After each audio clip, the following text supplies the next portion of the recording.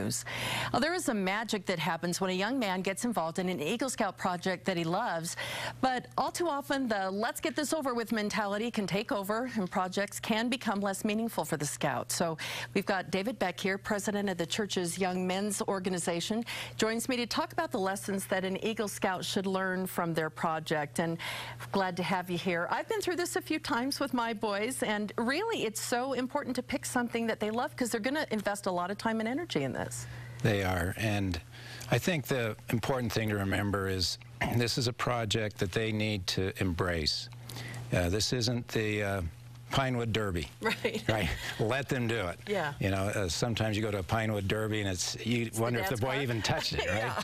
So this is their project, and they need to embrace it. It needs to be something that they really care about deeply. And what kind of lessons do you think they should be learning from doing one of these projects? Well, you know, I think, Michelle, the first thing is just the joy of service. You know, the Scout Oath is about helping other people at all times, and I think if they can experience that, feel that joy of helping others, seeing a difference that they can make. And then, of course, they need to learn how to organize, how to prepare, and actually the effort it takes to do something significant, and learn that they can do hard things. Right. And what do you think the key is to an effective Eagle Scout project that the boys actually going to want to do? I mean, there are a lot of good things out there, but, you know, they got to really grip this and go with it. They do. And I would say they need to own it. It needs to be theirs. The parents can help, but they need to own it. Something that they feel an interest in and a desire to do. So back to the parents. What really is the role that a parent should play? Because I've heard many a mother say, I earned 3 Eagle Scouts, you know, because they help so much. I mean, what's the right balance there? Okay, I think in a word it would be a mentor. That's good. A mentor. It's not hands-off, but it is letting the young man choose and organize and do.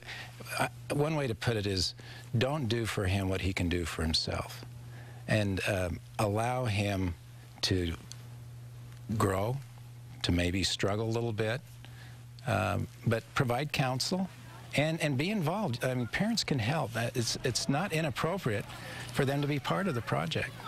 And this is a great opportunity as a family to have some great experiences. I bet you've seen some great examples of this in your calling as well. I have. You know, I'm thinking of a young man named Spencer who chose for his project to refurbish a bowling alley at a blind center. Oh, wow.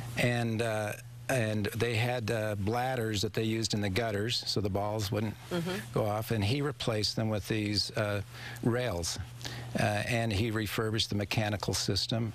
Well, he got so into this, and his grandpa got into it, and his family and fellow Scouts. He spent over a year, wow, over 1,000 hours refurbishing these bowling alley lanes.